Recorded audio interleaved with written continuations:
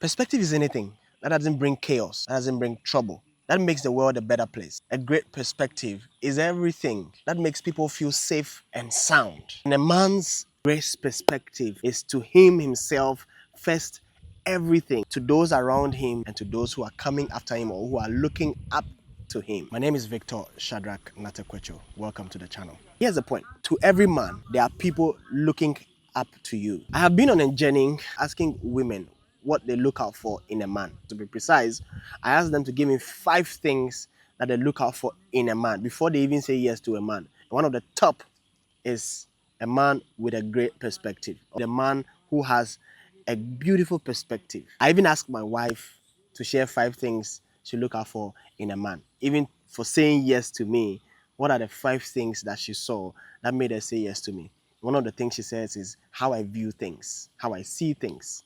And that brings me to today's conversation. The first thing I want to talk about is how a man sees himself. How a man sees himself is his identity, his purpose, and his worth. You have a self-worth, you have a self-esteem. These things makes you the man. Your self-esteem must be intact. So is your self-worth. So intact that it is okay if people see you and say you are arrogant. It is okay if people see you and say you are prideful. It is okay. It is because of your self-worth. It's because of your self-esteem. Your identity shouldn't be something that you miss. Your identity is basically who you are and whose you are. I've said it before that a man, your identity is the image of God. Your identity is the likeness of God. Purpose is the original intent for your existence. Purpose is the reason you are here. William Beckson once said, life is for purpose. You are here for a reason. And it's up to you to discover that reason. It's up to you to discover that purpose and make time to fulfill it. There's a solution you must give an answer to. There's a need you must meet. There is something in this world that you must contribute to as a man. And you must know this, you must embrace this, and you must chart your life or your course according to that. If you don't do that, the world is in a chaotic place already, and you cannot afford to live in that place equally like everyone is doing. My second point basically is how men see women. Who is a woman to you? How you see a woman is so important. Women are equal to men. There are qualities that are similar. There are operations that are similar between man and woman. In fact, a woman is a part of man that was taken to build a woman. I'll boldly say this. Men cannot live without women, and women cannot live without men. In fact, women were made for men, and men were made for women, just to fulfill the ultimate purpose that everybody has. That is to have dominion, subdue, to subjugate. You must see a woman with an eye of honesty. You must see a woman with an eye of truth. You must see a woman with an eye of respect. That is the only way you can treat a woman. You can treat a woman with respect when you see with the eye of respect. That is how you are viewing her. You are not suspicious of her, not doubting her. You are not assuming what she is, what she's not. But you must view her with an eye of respect. That is how you relate with her. That is how you deal with her. If you don't do that, that is why men will raise their hands on women. It is because they don't know who women are truly. They are not seeing them with the eye of respect. Women are not object. Women are not sex object. Women are vessels. In fact, beautiful vessels, rubies, precious vessels, and we must see them as precious vessels. Women have a self-esteem as well. Women have self-worth as well. And a woman's identity is also her priceless commodity. She is here to make your life a better one.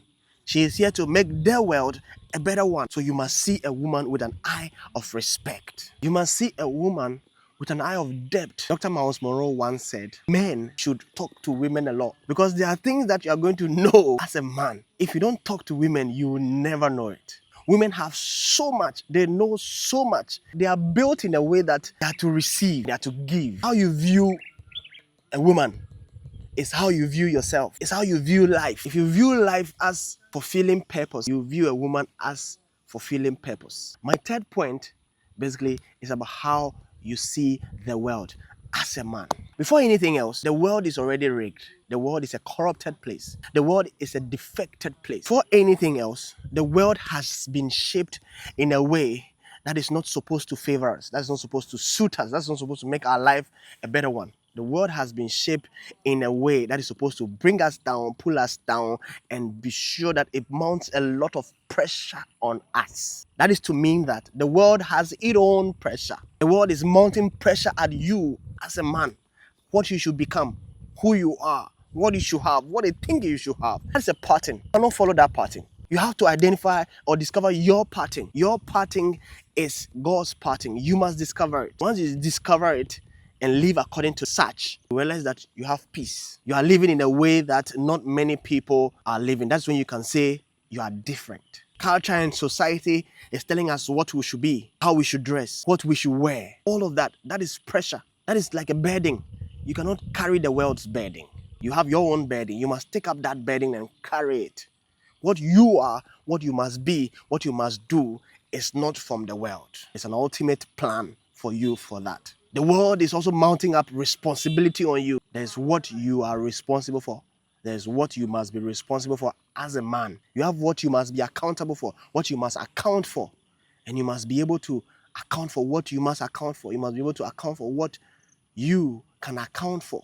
Not what the world is saying you should account for. You cannot wear what the world is saying you should wear. You cannot behave in the way the world is saying you should behave. Wear what you want to wear. Be full of love. Be full of patience. Be full of kindness. Be full of softness, tenderness. Because the world is corrupted and is rigged, we feel there's no hope to this world. But there's hope. And you, the man, must have a hope. That is only and only one thing that you can live by. Without hope, you will become a lunatic. Without hope, people will see you walking on the street, walking by the road. Without hope, you'll be talking in a way that is not appropriate. Without hope, you'll be behaving in a way that is not appropriate. Hope, briefly, means an expectant thought for a desired end. Hope is a guarantee or an assurance of a desired end. And that desired end is there. The world is a better place. Not that it can be a better place. It can be a better place, yes, but the world is a better place. We are in this world to change it. We are in this world to make it a better one, not the world making us what it has put in place for us to become. That is the hope we have. The hope we have is that the world is a better place. The world is a great one. You can hope for when everything is peaceful. You can hope for when there's no corruption. That is there. Hoping is not that you are wishing that it will happen or it will be.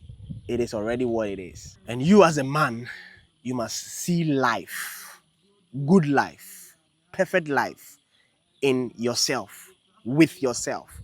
You must see good and perfect life with women. You must see good and perfect life with the world. Your approach towards the world must be from a better place, from a place of depth, from a place of beauty, from a place of light, from a place of glory. That is how you must see the world, yourself, and everything in it. Because the world is yours. The world is yours to take. The world is yours to control. The world is yours to have. The world is yours to conquer.